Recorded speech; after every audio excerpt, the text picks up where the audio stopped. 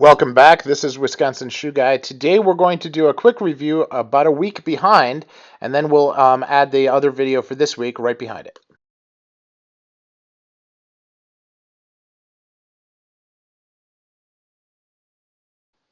So let's take a look at the shoes worn this week. This was the last week in April, the last week of April Adelaides, and I added austerities to the mix. Here we have an Altan Adelaide. This is a Macariello Adelaide that I got this week, which you'll see later.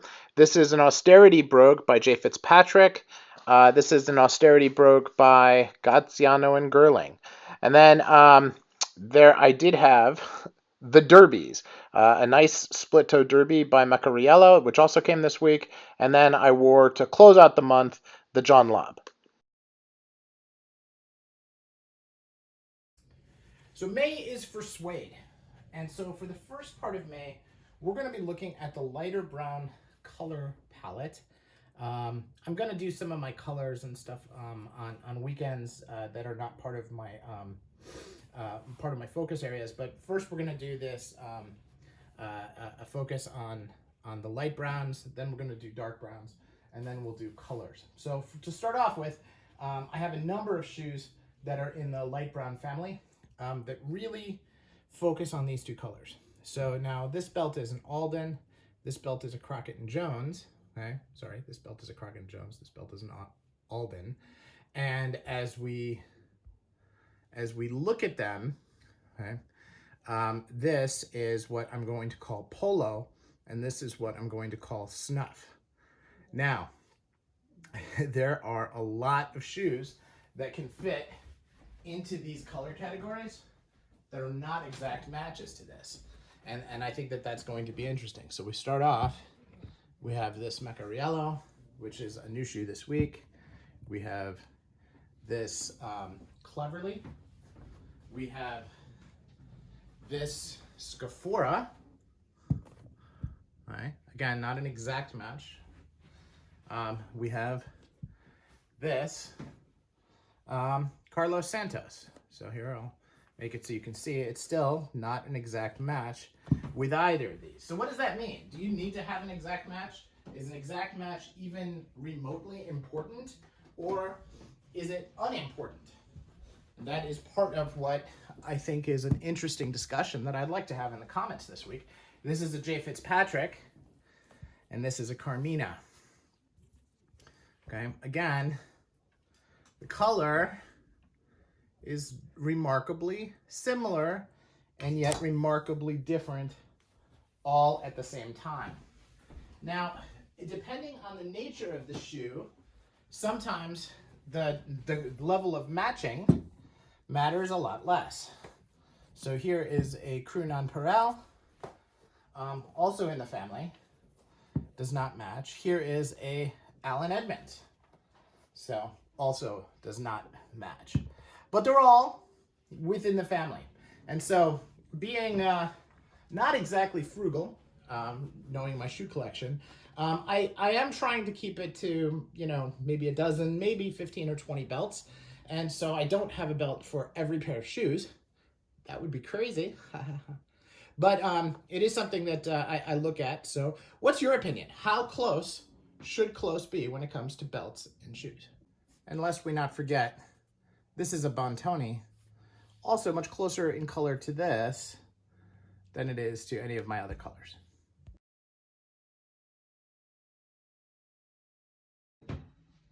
So I got a box in the mail from Italy today, and I'm super excited. This is my first pair that I ordered as made to order, specifically from Macariello. They do super nice work, and so I'm excited. So as I look through, there's stuff, a lot of paper in here. I want to take a look at these shoes. And so, what do we have? I didn't know. So it's my second pair of Macariellos today, and I'll do separate videos for each of them because I think that there's a lot more to talk about, especially with these. The first pair is a pair of summer unlined split toes, which are great. I'm actually wearing them now and they feel good. But this is my split toes is my first love. This is my second in the shoe world. And that is an Adelaide. But look how beautiful this is. Baby calf, kudu. The kudu is just such a wonderful texture coming from him. Macariello does just wonderful, wonderful work. Look at that last. Look at that contrast.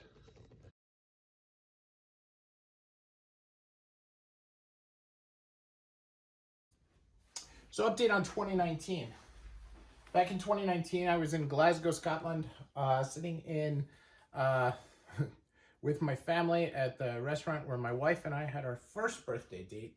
And lo and behold, right down the road was a Loafer store. So we made plans the next day. We were going to go back and we were going to check it out. And we did, and I picked up this shoe. I went in with the intention of buying the Loafer Strand, which is an Adelaide, and I knew nothing about the Loafer export grade. And this shoe changed my mind. This has a beautiful round last, beautiful finishing, an upgraded sole, upgraded leather. This is the finishing on this, on the leather, is a very, very English style. It's very similar to my Crockett & Jones, and they are not as pricey as Crockett & Jones. Although if you look at them on the website, on the Loafer website that you can now buy Loafer in the US, at the time you couldn't, they are quite pricey today, running at around $610. As I looked at them, I immediately fell for them as I wore them. I was fortunate enough to be sized in person for them, realized that all the Loafers that I had were the wrong size, and which have since been sold. And I have now had these in my rotation for over 2.5 years, and they do wonderfully. Just a wonderful shoe. Not high on the fudging, any of the advanced finishings that you'll see on some of the higher end shoes, but for an everyday professional, this does the trick, and even upgrades into the executive wings where you need it to. So a very, very good semi-brogue, a very good Adelaide, just an overall very well-made shoe, top of the house for Loafer, and couldn't be happier.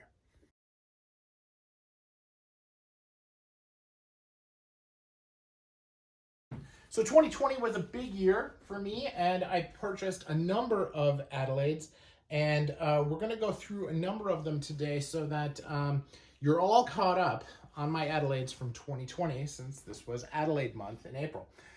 This is a CNES A1 N1. It is a Blake stitched shoe with a closed or blind stitch. It looks like it's more of a blind stitch. It's not hammered shut. They did a nice job on the sole there. It has a relatively narrow but flat waist, decent heel, combination heel. Very, very plain, as you would expect. This is the bottom of the house for CNES, but a well-made shoe, a comfortable shoe. The leather is, I would say, it's probably like if you have a grade 1, 2, 3, 4, this is along a 2 size. It does stretch quite a bit, which was good for me because the fit was just so. And overall, it has been pretty good. The stiffeners, everything in there are undoubtedly, paper, but they do a nice job nonetheless. So now, like Blake stitched, it's not as comfortable. My feet are kind of wusses because I've been wearing Goodyear welted shoes my entire life, so I'm just not used to walking on the leather of the sole. And so Blake stitch shoes do take some getting used to, but so this is not the most comfortable in my collection. But and some of the more advanced or more sophisticated Blake shoes, like I have, like an Altan, actually have very, very thick leather insoles, like a hand welted insole, and so they're better from that perspective. But these are very thin. The sole is very hard, and so it does take some getting used to. And there's no cork in between. That's what Blake is. So not a but it is a good looking shoe. and you know, the price was right. I think I picked these up for 80 bucks, and you know, not bored with them, not ready to sell them, but certainly not the top of my collection either. But they did inspire me enough to buy a higher end, one at the top of the house from CNES, which is coming here soon. And I'll be happy to report on that in a future unboxing here, hopefully during the month of May. So thanks much.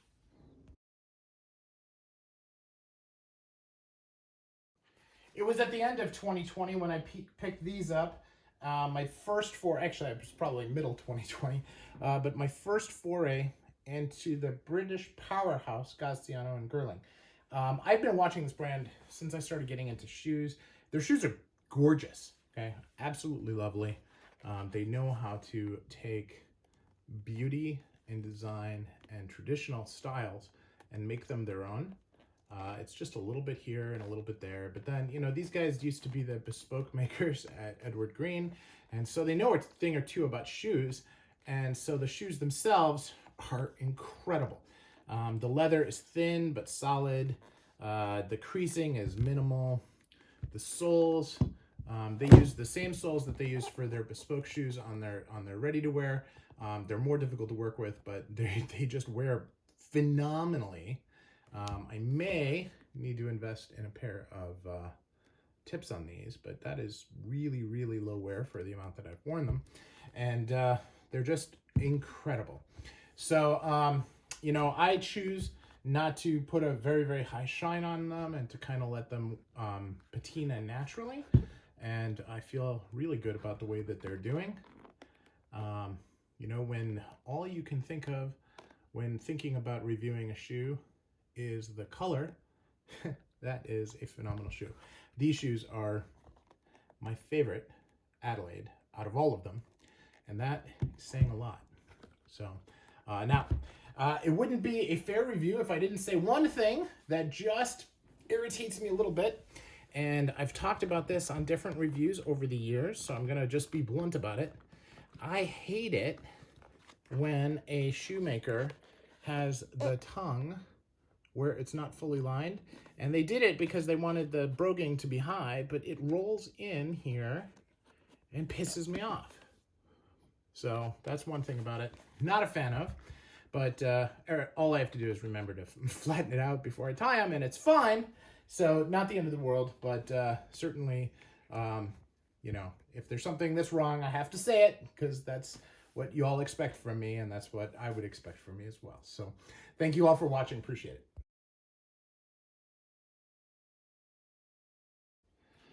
So if you've looked at the Noble Shoe website, you can see that they have something that I've never seen anywhere else, and that is a Carlos Santos hand grade line. And they have upgraded patinos. This is the Wine Shadow patino, which is very handsome looking. And they have the hand grade soles, which are also incredible. So for a very reasonable price, you're picking up top of the house Carlos Santos shoe that is extraordinarily colored and executed. Now, the leather on this is relatively thin, but holds up very, very well. It's a very good lightweight shoe, and something that is a pleasure to wear. The fudging is a little on the different side, but it's also very well done, and just a good overall dress shoe, and appropriate to wear anywhere. So very happy with these.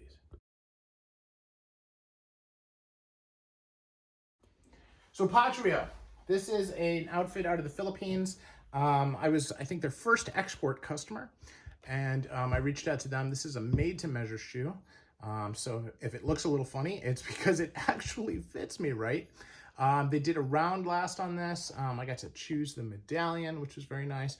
They brought in the material for this. This is Horween Hatch Grain, special for me, and they did a really nice job. All of the stitching, all of the construction, really nice. They even did this beautiful sole upgrade for me. They didn't have any Lulu tips, so they made some, which again, also very, very nice. They did a great job all around. Couldn't be happier. Some of my most comfortable shoes. you know, they're getting started. Their pricing was reasonable, probably a little below market, but they're learning and they're doing very, very good work. And I would recommend giving them a try. So Patria out of the Philippines, and this is just a wonderfully designed, executed shoe and fun to wear.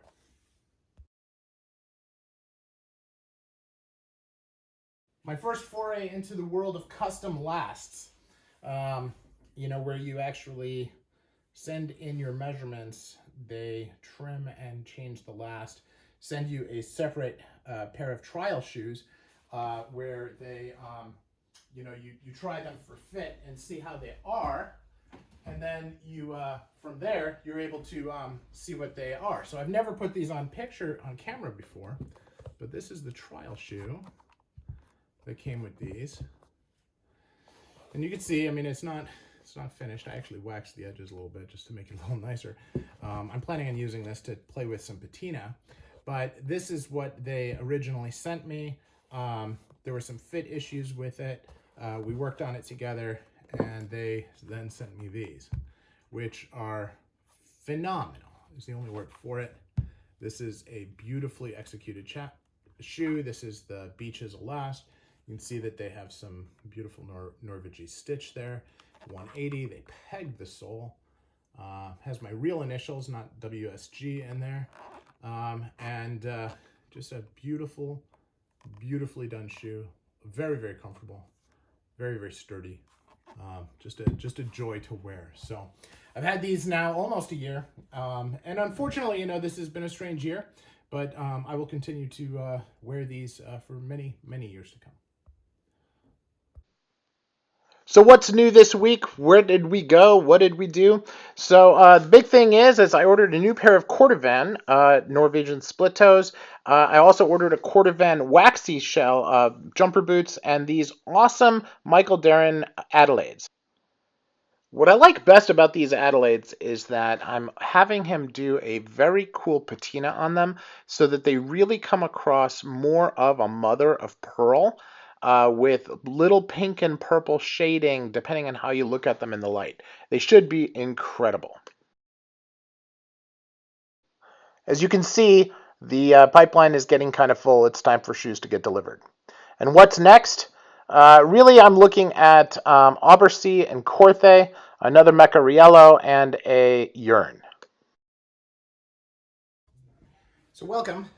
Today we're going to do an unboxing as part of this review. A very short one. This is just a watch that came in, and I'm going to do some comparisons to other watches that I have. Watches are great accessories. They go with shoes. You can see that generally I wear my Apple Watch, and I do like automatics though, and so I picked up this one, which actually has Snoopy on it, which I really liked as a kid, and it is also an interesting leather strap. The strap is made in China. The movement on the watch is made in Japan, as I say here. This is from this tanning company, but definitely you know, not made locally here in America, but very happy with it. Now, as I look at this, I have to kind of look and see where this fits into the size of my watches, because the sizes is something that you do have that's going to be different in how you wear it. This is dressier than some, not as dressy as others, right? So, and not as casual as others either, right? But as I look at it, it's larger than this one. This is a 38, this is a 40 millimeter. So it's pretty close in size to the Edox, okay? So this is a Seiko and Edox. This is an Omega, that's 42, so a little bit larger. Then this is a 44, as is this. This is larger because the actual clock here is smaller. And then this big, huge honkin' one here is actually a 46. Now, if you've watched my channel before, you know I have a much larger one, but I'm not gonna show that one today. These are the ones that I wear often. So this is a Hamilton, an Oris, this is Swiss Army, or Victorinox, Omega. Now this is a Timex, an Edox, and a Seiko. Now, from a formality standpoint, I would say my most formal is the Oris and the Timex. And then I would say, in my opinion, again, this is just my opinion, then after that would be the Hamilton, the Omega, and the Edox. Technically, I think the Edox could be as formal as the first two, but it has a square face, which I think many people would consider to be less formal, although I could be wrong. And now it's not a tanker face, which is actually when it's elongated a bit. So this is more square. It's not, I don't think it's perfectly square, but it's close. And so that's kind of how I view it. And then of course the Seiko here is very casual. Now the Apple Watch, I do view as casual, although I do wear it with work. I can change the faces on it. So it helps if I do the right thing. But I have like a tachometer. I have different faces to look how I like it. And so I can make those changes as well.